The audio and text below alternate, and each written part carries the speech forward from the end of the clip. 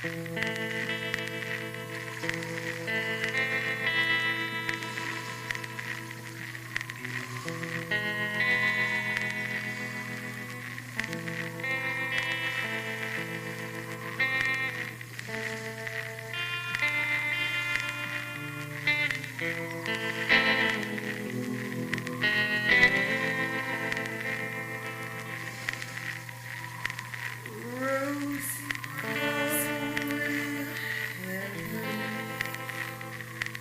not escape the cloud, calling to his brethren to join in joyous. My Heart Remembers is a unique podcast hosted by Zena Hagarty that explores our fundamental relationship with our culture, with each other, and with the mystical, wonderful world in which we live. These are conversations with folks that vary from the common street angel to world-renowned artists. Tonight in the studio, Zena Hagarty, and we talk about My Heart Remembers and spirituality. That and more coming right up on My Alien Life. My Alien Life is recorded live from atop the Northern Rocky Mountains and is available on Spotify, Stitcher, iTunes, and everywhere fine podcasts are found. My website is at www.myalienlifepodcast.com. There you will find my email address, all previously recorded shows, and more. I am Cameron Brower. This is My Alien Life, and the podcast starts right now. My Alien Life Podcast.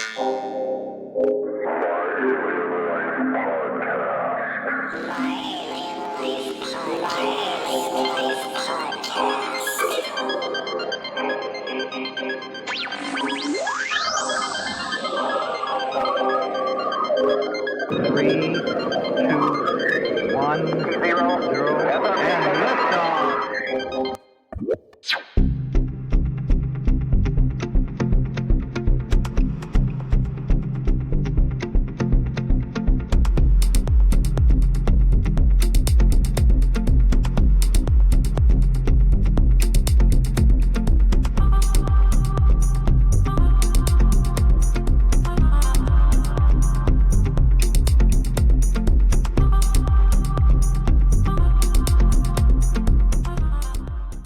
Let me just break in here for a minute because I want everybody to know that I'm talking to the talented Zena Hagarty, and she's with me tonight, and we become friends over the past few months, and it's nice to have a friend like this. She has an amazing website that has been totally redone, and I'm looking at it right now. I'm totally fascinated. Tell them where your website is and where to find you. Oh, yeah. Okay. You can find my website simply by going to www.sublimatus.com, and people pronounce it Sublimatus, Sublimatus. many ways. Yeah, that's the other one. But I think Sublimatus is probably the more correct way of saying it. But this is a good-looking website. SUBLIMATUS.com. Simple. This is really nice, and this is like your that? work. Yeah, I love it. Well, yes. I work with Dakota Lanktree on websites periodically, but visual, whether I wanted it to or not, visual arts and came into my life. It was always there. It's just music was my forefront of everything for me. And music and painting. What else? I make documentary films. I do, and I'm working on a couple. One that I think you'd be interested in, but I had said I wasn't really going to talk about it yet. So I think at some point I could mention that it is about crop formations. Right on. Very, very It's an cool. area that's scary to step into, to be honest with you. If you follow anyone who's stepped into just making documentary films like I do, they're more politically based. You get attacked, right? People, for one film I did called The Push, we lost jobs because of it. One of the people who spoke on the show lost their job because they're a whistleblower on something that should be public knowledge, but you know how these things are. So he really wasn't, you couldn't really say he was a whistleblower. Yeah. So when you enter into any type of area where you're investigating in some way and researching and trying to bring forward the information that you have to present to the public and put it in a way that's cohesive using timelines and whatnot, simple seems, people get scared. But you're also a podcaster, and that's an art form, don't you think? Oh yeah, I think that podcasting for me is absolutely amazing. It's a place where I get a chance to discuss with people I've known, some of them for a long time, others I've just known from afar, and watched their journey through life. I mean, I've been watching you for a while there, Cameron. For example, oh my goodness, do I need to turn those sounds off? Can you hear that? No, you're good. You sound nice and clear. Okay. Everybody's going to be impressed with this quality because normally, you know, it sounds like somebody's on a phone. It sounds like you're right next to me here. Yeah. Some technology. Well, being a podcaster, as you say, which is, I did an interview of you recently, and it was very exciting, and I look forward to doing more in the future. We have some areas where we cross over in content, and I know that you have a bunch of areas. Well, I guess we have a sense of a similar type of work in a way, which is my producer, who's like highly trained, by the way, via university in the communication level of all things, you know, from film to advertising and whatnot. I like to think that I'm grounded and founded in music, and that's kind of where it starts. So we should do something like that later on together too. We should. Okay, I would love to. But my producer, of course, yeah, and we'll go back to that because that's great. But my producer, of course, looks at my show at first and is like, I don't know. I don't know how to straddle this. You know, how do you market this? So I'm like, right. I don't want to be spending my entire time worried about marketing it right now. You know, I want it to come out. Let's do it. And because I personally have worked in so many areas that that there's whether I like it or not, I have a huge amount of areas that where I actually could be considered to a degree an expert in what it is. And I wouldn't say that for all of the things, but many, many things. Like if we're talking esoteric stuff, oh yeah. I think it's really important that not to limit yourself because talent breeds talent. And for example, I mean, you have celebs, guys like Steve Martin. He can dance. He can do stand-up comedy. He can play the banjo. He can do a lot of different things. And then you have scientists out there who writes books, by the way. Yeah, and you have scientists out there who physicists who branch out and do so many different things. So basically that feeds you're saying that because feeds your whole brain. I spoke with a doctor on my show by the name of Hugh McLeod, who also started a really important school for comedy here in our city called Staircase Theater. Tell everybody what city you're talking about too.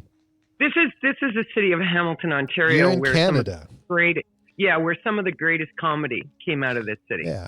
And in the world, right? I mean, if people research it, they'll discover that some of the people they absolutely love actually came from here, or have some kind of relationship with what came out of here, even though some of it was in Toronto, like moved to Toronto because Hamilton didn't have quite big enough an audience for some of the comedy, but nowadays it does. Anyway, yes.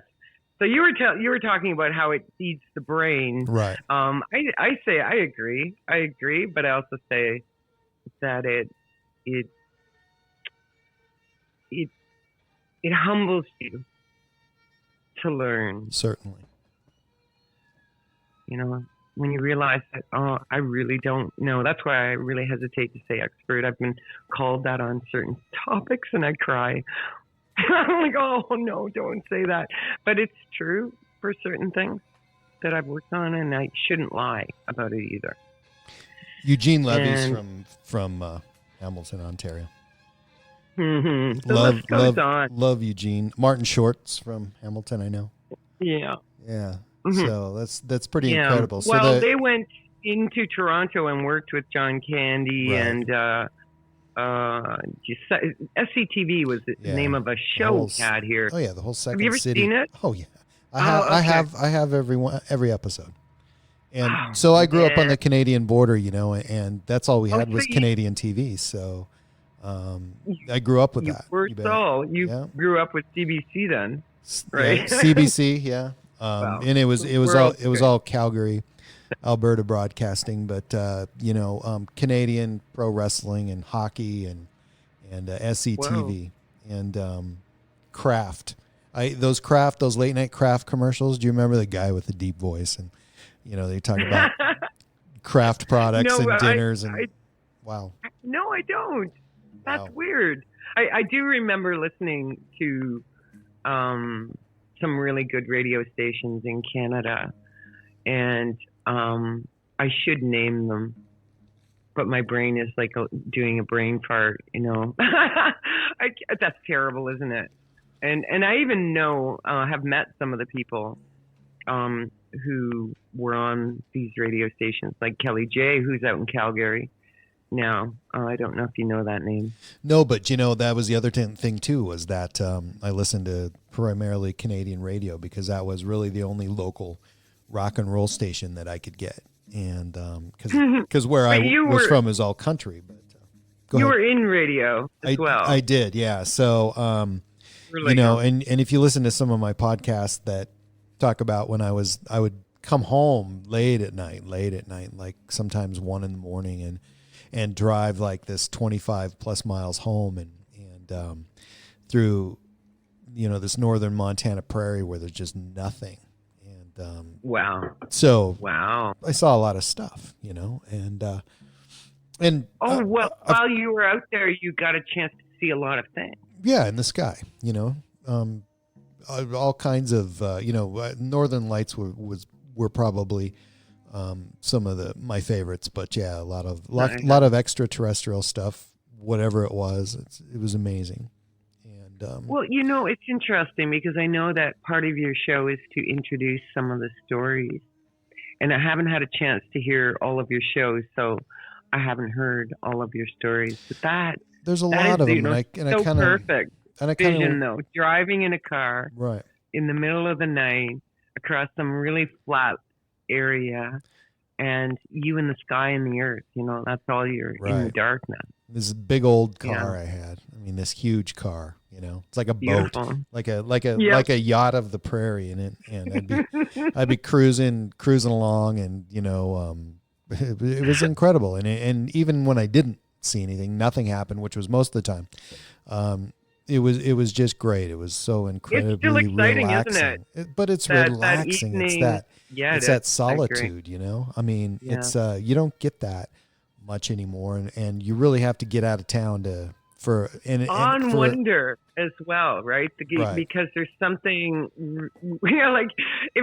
part of you is always excited, whether you are conscious of it or not, about being in this car that's moving. Right. That's my experience with it, and I mean, because physically we can move, at certain speeds, and that's exciting. It's exhilarating when you suddenly do something quick, and being in a vehicle that is, as you say, it was definitely a boat. What year was it? It was it was a 66, and it's still to this day my favorite part of the day. A lot of times is being in the car, and that's where I'm the most relaxed. Doesn't matter what's going on. It just seems like I get in there and everything kind of goes away. And that stems from those nights of just driving, and I'm all by myself and I can quickly get to that place. Yeah, there's a piece of music. I'll have to send it to you. I'll have to look it up, but it's called, I know that I can find it on online. It exists. It's called Spirit Walk. It's one of the pieces I released, but it was released, it was written at this time of year. I had a habit of working with people who we would kind of tune into each other. And so I went out and heard this song while we were driving in the middle of the night, quietly in the car, which is great. No music at all, just driving around this beautiful area where it's kind of hilly. And the roads have these massive hills, those long, slow ones. And the fields are full of fog at this time of year, and misty fog. And the trees are starting to lose their leaves. It's not quite there yet. It was a little further into this next season we're in, And it's called Spirit Walk. I'll have to send it to you because the experience of what happened, I wrote and I heard the melody and came into the studio the next night. I was rehearsing, and the guys just started playing the tune. There it was. Yeah, and it just came out of my mouth. And that's how I worked with a lot of people in music. But they have to spend time together tuning, in a sense, to each other, right, to their environment. And I'm getting back into the freeform jazz. I want to work with a few more people around here, which is, they're the easiest people to move into that. Like, we know when we work in freeform, we know how to move all mind out of the way. And music just moves through your body. But when you first meet a new person, some of the melodies might be a little shocking, that they're playing, or the tonalities, or, it takes a bit to get used to the people and what they're going to pull out of their hat. And also, as I say, tune to songs, because to me, music is something that exists, and I get the opportunity to bring it to life at times. I think one of the things too that it's hard to do, especially now, there's so many weird distractions that we didn't have 30 years ago. But, when I used to be on the road and get on the road and I would just zone out for hours at a time. And I'd take these long trips and that whole experience back in high school got me into road tripping, and I love that. And I think that one of the things that's lacking in my life is that connection with nature, even when it's just driving. One of the things that people do that I've never tried that I'd like to experience more, they call it grounding, where you take your shoes and socks off and you stand in a stream, or you're out on the prairie with bare feet, and ground your body and get in touch with nature. And I think there's really something to that. I remember, back in the early 80s, I'd be driving, and I would literally remember leaving work, and then I would wake up in the morning. So I had no recollection of the time when I left. So what was that? And I have some of them, did you keep diaries at all? Yeah, and I did, and I talk in detail sometimes about that. But one of the things, I had a hard time discerning whether that was, did I have some sort of extraterrestrial experience, or was it just me, And I think a lot of the time it was just me. And because I was able to tune out the part of the world that didn't matter, and I was in touch with the part that, we were supposed to be in touch with. And, that's it. Like a friend of mine who's in theater told me years ago that he got into it because he wanted to keep flying. He wanted to always never forget how to fly, which is such a strange thing because when you start to measure the human body and its attributes and how it actually interacts with the earth itself, you discover that we are semi-hovering all the time, right? There's a degree of that going on. We, apparently can gain more ability to stand up more easily. and that's why I say there's ways of actually running. For example, I discovered when I was young that you just kind of float kind of across the ground. You don't have to worry about touching the ground. And then when I started running races, I should have just kept with what I was doing and wore no shoes. I didn't wear shoes when you did that. Because I found that it's just way more comfortable. You can go much longer. This whole process of running that we have, like lifting the arms up, the whole thing is wrong. Right. It's totally wrong. Well, and some are undoubtedly better than, that style than others. But when they start discovering that spiders, right, that jump and fly, do it on the wind, but they also realize that they're picking up on electromagnetic fields as well. It's not like they just do it one way or the other, but they now know they do it on electromagnetic fields flowing by. Jump into them or sense. They put up a sail and move with it. Human beings also, have these massive electromagnetic fields. Like besides their physicality, right? There's electromagnetic fields that we are already in. And those are interacting with different levels of our material around us. And that's why the grounding concept is, exactly. is really important. Really important. Right. And it's, we spend so much time away from the earth that it's, who knows? Well, we think who we knows do. what that means? We really can't, right? Like, because we're here. We're sucked into her. Well, you know plenty of people out there who basically spend a lot of their time indoors now, and a lot of the time connected to a device and not connected to the planet. And, to the detriment of themselves, possibly. Who even knows? I'm uncertain about that. Look at our healthy people out there and what they do. They get out and about. Get out into nature. I'm guilty. So am I. I actually have had some health issues, but in the midst of it, I always get out and I'm capable of that bringing at least my inner feeling up to back to joy and shock and awe of being alive. Right. And I remember chatting with some other veterans that I know who are combatant veterans. That's not my area. But so they have some really rough things going on, PTSD and whatnot, and much worse all across the globe, these people. Never mind people who've been in war zones. But the first thing they told me when they said, okay, you've got PTSD, you're a veteran, you're there, we'll be there for you. Remember to go near the trees. Every single one of them. Say, go near the trees. Go hang out near the trees. Here's people, they use a lot of tech, obviously. They're in the military. Right. They're consistently handling technology, never mind, weapons and, everything.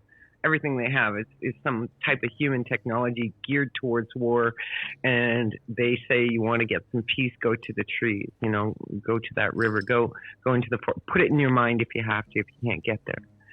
That's the first place. So you're going to find some peace. What's winter like there for you? What's the weather where like? I live? How does it? How are you with winter? It's coming up, and I know here it's a dreary, dark, and dismal place. No sunshine, but spring, summer is incredible. Fall is great. But what's it like there? And what's it like for you? You're on this side of the Rockies. I'm on the west. I'm on the west side. Okay, yeah. Being on the west side means that you're potentially warmer than the east side of the Rockies. Potentially, yeah. Historically speaking, yes. But as you know, historically speaking, our weather is not exactly what it was. But it's considerably warmer here than on the east side, just 150 miles east of me where I grew up. So you heard of? I'm in Ontario, and most people would know potentially of Toronto. Sure. But I'm sure you've heard of Montreal or Montreal. Absolutely. Okay. Now, if you're going to get into the cold factor, the area that I live in is considered the banana belt of Canada. other than British Columbia areas. So right? where does that warmer air come from for you? So, Does it? Oh, I'm not saying it's actually warmer. Well, warmer than your neighbors. We have four full seasons. Right. Totally. Like we're at the beginning of fall. The trees have not turned, and they won't. They're slowly turning, and there's a few days coming where you have to get out and take photos and smell the air, because it's just amazing. It's kind of funny. The rot of the leaves is a fantastic smell on the plants in the fields. Anyway, now when the winter rolls in, which is pretty slow, but when it gets here, it can get pretty cold, and you have to be careful, outdoors.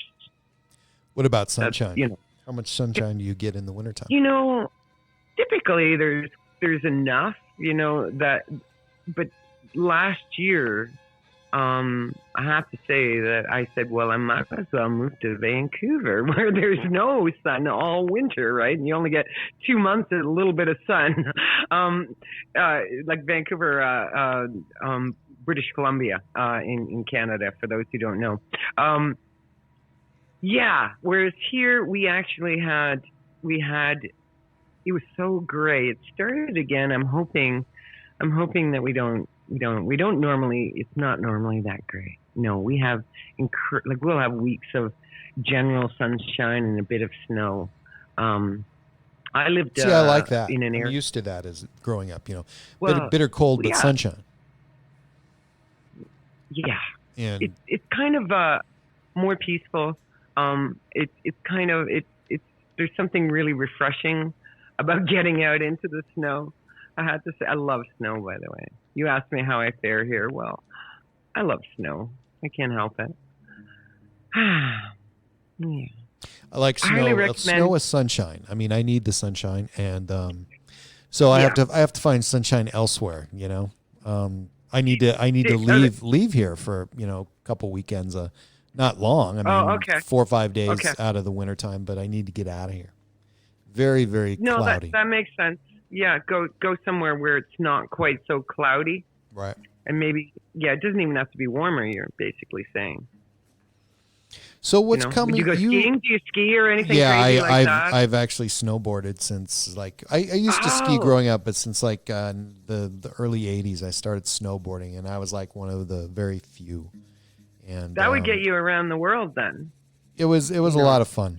And, I probably did it several times a week right up until in my mid-20s.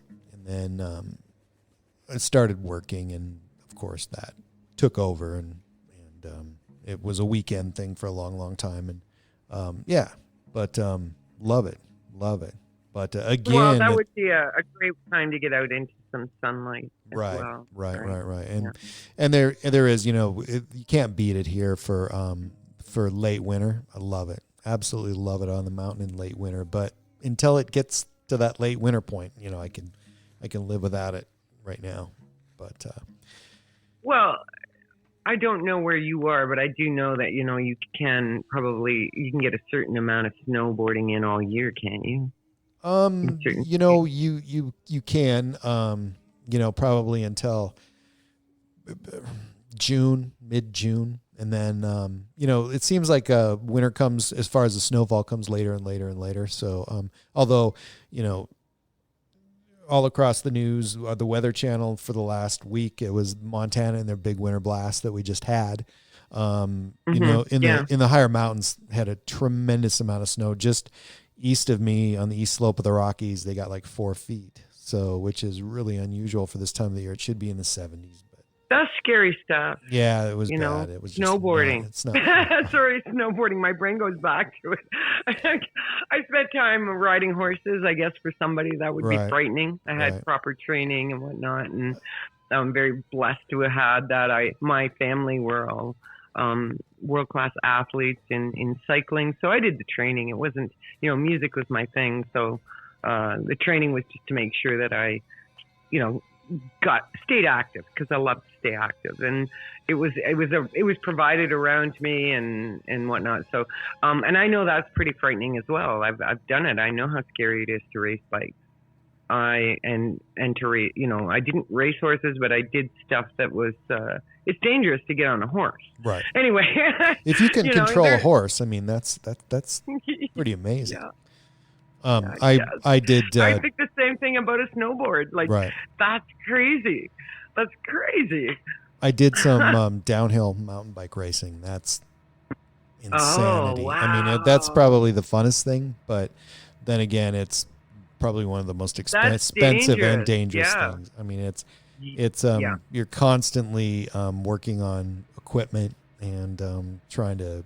Oh my goodness. And it breaks. That's scary stuff too. There you go. Is that right. something that we have in common there besides many other things? That we're not actually totally afraid of doing things. But the cycling is probably one of the funnest thing. And that's really what, keeps me in Montana. For sure. Yeah. Yeah, I still get out and cycle, obviously. I'm not going to run. I did run for a long time too. A lot of competing. I never did very well other than cross country. I did well in that, but it wasn't. I didn't care. I love doing the workout. I love being in shape. I enjoy getting out and having a body that's in good shape. That's about it. I wasn't really into winning. Music was definitely way more of a priority in my life, even as a young woman, like a child even, because I started studying formally when I was 8 years old, and I realized that the impact of that changed my life without question. Right. The impact of taking music on. A lot of people have great fear of playing music because culturally there's obscure stigmas they don't even know about.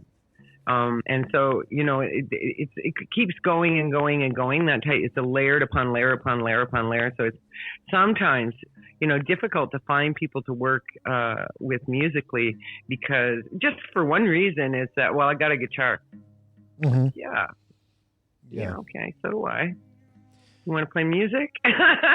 Or do you just want to tell me you have a guitar, and your amp? And right. Your amp is, there's a whole level of that. And it's hard on because it's not all fellows, right? Because I've worked with women as well who've come in with the guitar. I've got a guitar.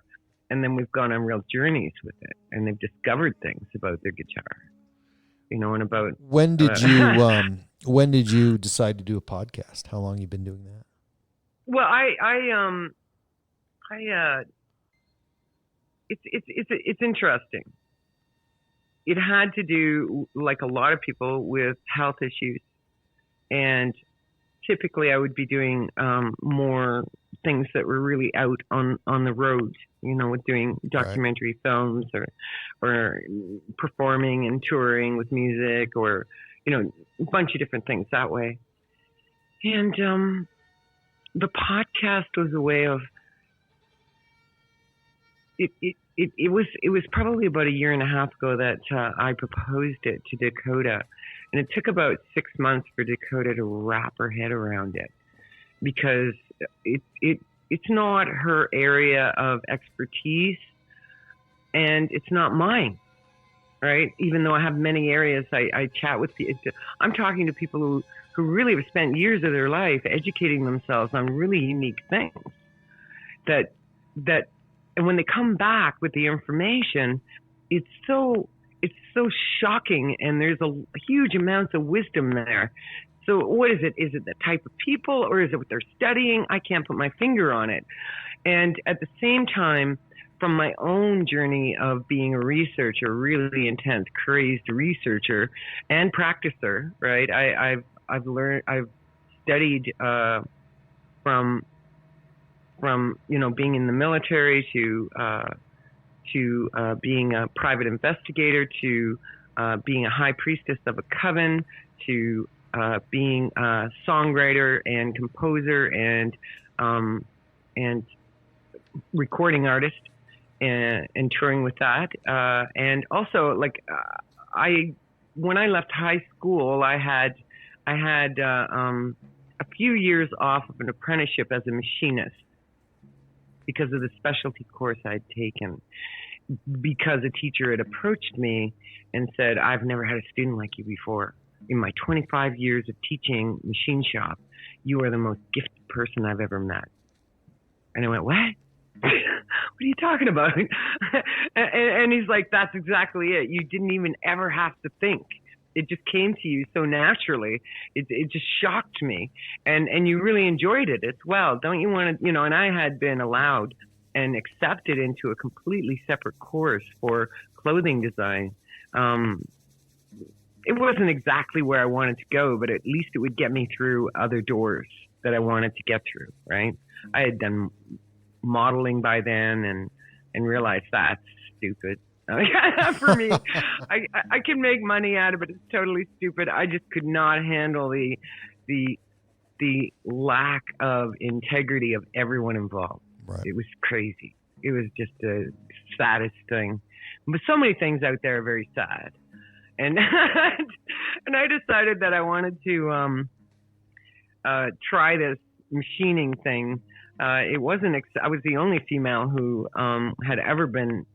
I was the only person who'd ever been asked to take the course.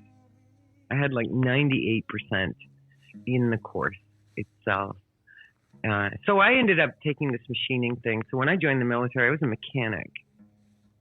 My natural background is kind of broad. I have real comfort level with some, music and machining and mechanical things and understanding. Like I have a fascination for just studying equations, it's, and I don't know, just life. So, and on the other end, there is the study of ceremonial magic, which I decided I wanted to enter. At some point I realized that all of this is a language. And I did study with a teacher. What's ceremonial magic? I had a teacher. Well, okay. That's a broad thing. Okay. Let me start with a book called The Golden Dawn. Have you heard of it? No. What's it called? The Golden Dawn? The Golden Dawn.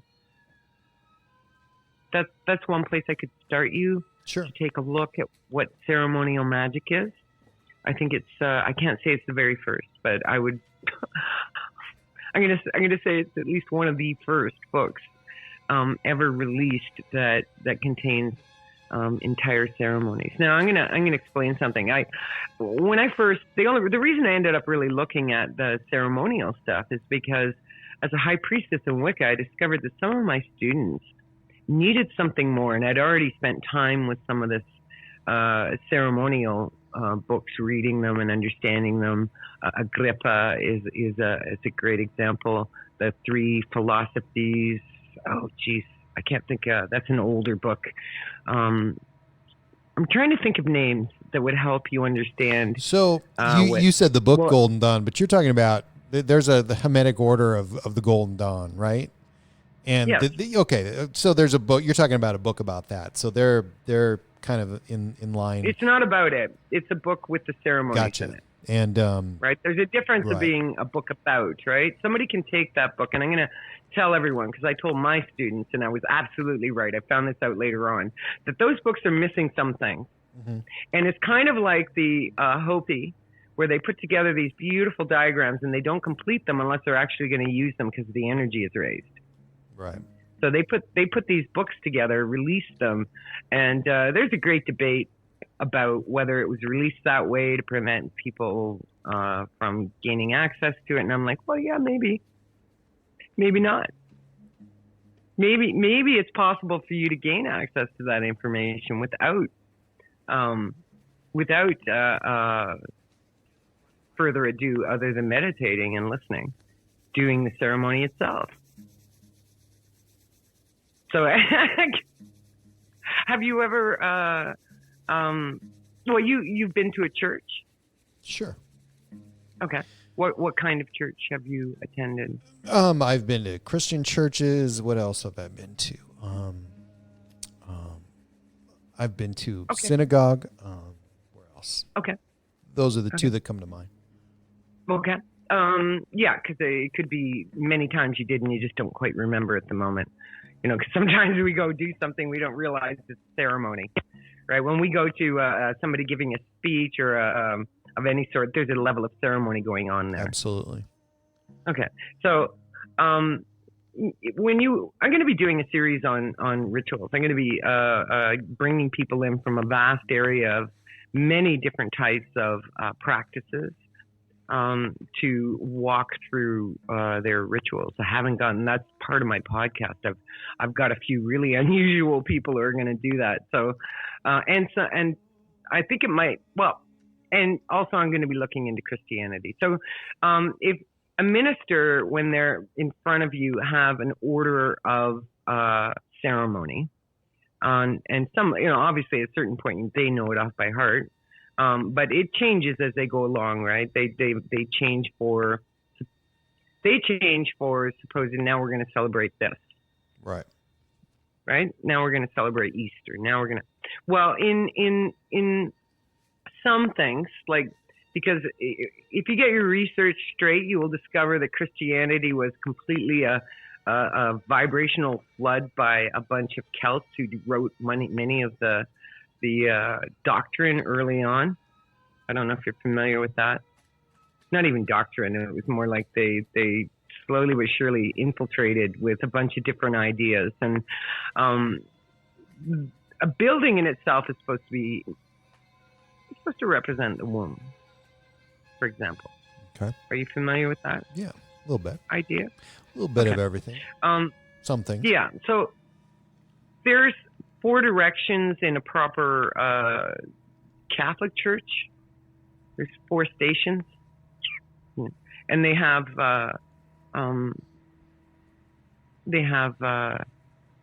what is it? I think sometimes they're called the 4 apostles, and other times they're actually the more ancient version, which is the 4 cardinal signs in the horoscope, for example, in the year cycle, right? Earth, air, fire, water, are represented by those 4 directions. So when you're entering a church, you are entering a building that continuously has ceremony going on in it. Right. And anyone who shifts from the more traditional Catholic stuff are a lot more comfortable with being very, very, with Wicca, for example, or ceremonial magic, because they're kind of familiar with the process. So I would say if somebody's listening wants to get a sense of it, if you haven't been to Easter, for example, in a Catholic church or what's the British one? The Church of England. In Britain. Yeah, it's the same layout, right? In exactly. Their church. And all the more domestic ones that here, the further they are in the sense of radical from the Catholic thing, the less they have formality, and it's more community. And there's a level where some of the people came here and wanted to go back to some of the old traditions, where you're just a community who help each other, which is some of the really early Christian stuff. We're talking really early. I don't know if you're familiar with that. I think it's interesting. I do know I have a friend who lives in England, and he's been on my podcast, and he's very into what you're talking about in Golden Dawn, and we've talked about it, but we haven't really gone down that road very far. And he's touched on it briefly, and but like you, he knows so much about so many different things that I think Golden Dawn. The Order of the Golden Dawn would be like a show in and on itself, because it's very involved. Well, I couldn't even begin to speak other than to say, you asked, and I'm not even talking about all of the orders out there that are ceremonial magic. Right. That's just one name. So when did you become interested in that? That's a good question. And why? Do you remember why, or how you had first heard of it? It came into my life in a very unique way. There aren't anyone. There's very, very, very, very few people in my area who practice any form of this. Just so you know. Like Right. my city, I think there's probably 12 people from here to Toronto. So there's more. I'm just teasing. But I know it's very, very few. And it was the kind of thing that unfolded on its own, partially because I chose directly to study. And there was a time in my life where I realized that there are energies around my physical body that I can't put my finger on, and they're slightly disruptive to me. Now, later on, I began this process of acknowledging this type of energy. And I say around my body because at the time, it really was like, it was something that I should have been frightened of maybe, right? Because I know the first time I had it become a physical thing in front of me, I went, wow, what is that? That's separate from me. And I went, oh, that can't be, it's not actually separate from me. It's just like, let's say, our physical bodies have what we'll call theoretically higher mind. Theoretically. Mm-hmm. And I thought, well, if this is true, this is what I may be experiencing at this time, then I should at least open myself to learning about what that means. And if it's possible, now the joke is that I have to say, I was told as a child that our bodies are capable of other types of consciousness. Very few people achieve other levels of consciousness, and that's okay. You know, it doesn't make somebody better or worse than another person. So it's just that because humans are on we'll call it, it's not an evolutionary path, although that's part of it, right?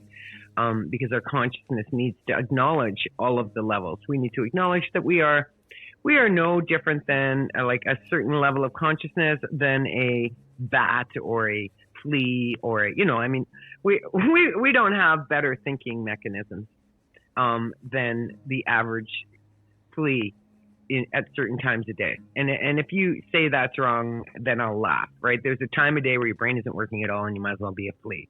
And you could I'm joking. Seriously joking. There are different levels of consciousness. And really all it is a level of a type of awareness of it. And that's it. That's it. It sounds like it should be so much more. So the recognition that I could not find the truth in the culture I was living in, and that recognizing that human beings are spirit first, and that we're here as a community, as a spiritual community first, led me to the process of this type of practice and knowledge and understanding. Led me to books that showed me that, yes, there are pathways that people have written before you. But I also realized that these pathways are already open to us as well. And I think it's Rabia who makes that statement. This is a Sufi tale. I don't know if you know Rabia, but Rabia was walking by a room where one of the great teachers was teaching. And this great teacher was saying the door is open. The veil isn't as thick as you think or whatever. They were having a conversation about that, trying to express to people that what I'm saying, which is, it's just a different, it's a different perspective. And as soon as you do that, you're at a different level of consciousness, right? They're explaining it. And she walks in and says the door was always open, that it's always open to you. It was never closed. So, there's a point where we fight with ourselves, and we do it every day. And I realized that it's important to remind myself and others that this is a very different place. It's way vaster than we could ever imagine. We live in a culture around us that's pretty simple, and it doesn't even know it.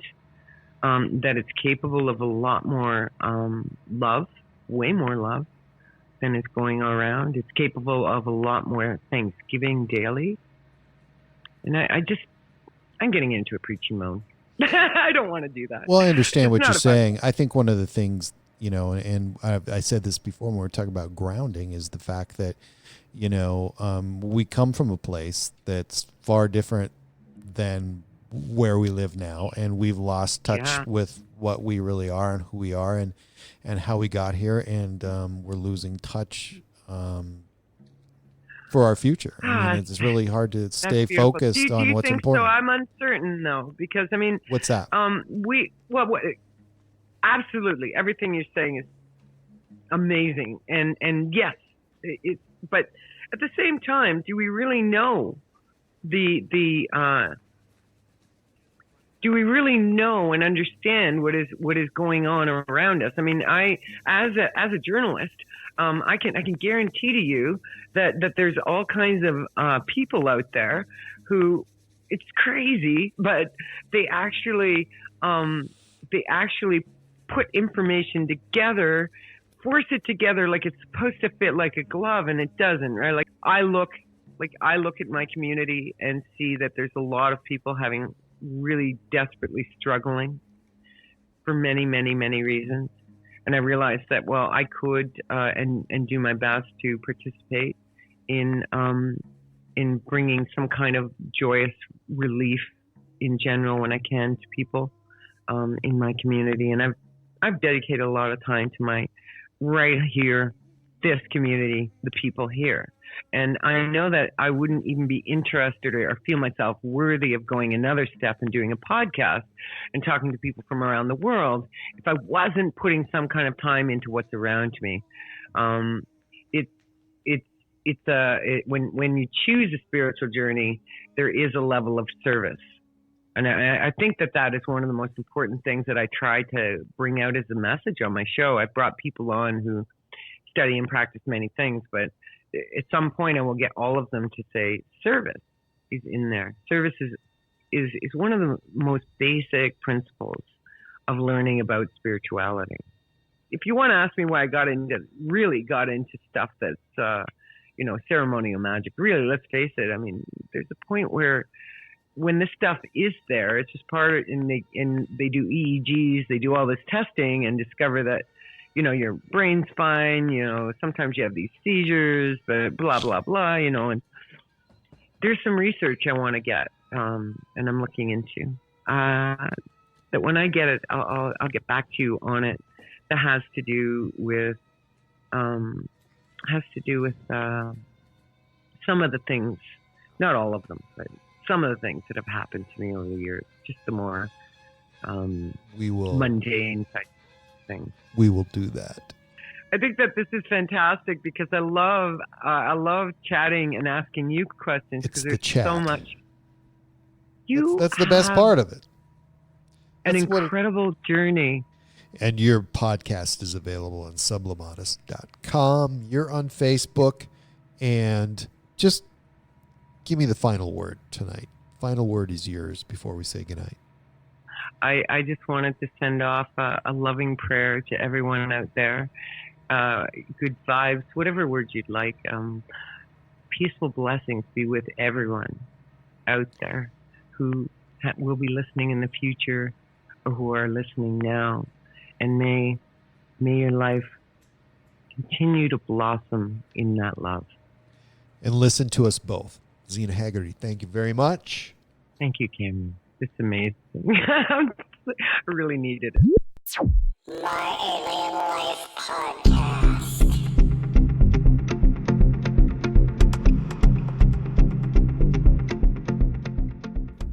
You can find my website at www.myalienlifepodcast.com, and please subscribe to my latest downloads at iTunes, Spotify, Stitcher, and at podbean.com. And please follow me and like me on Facebook and Twitter.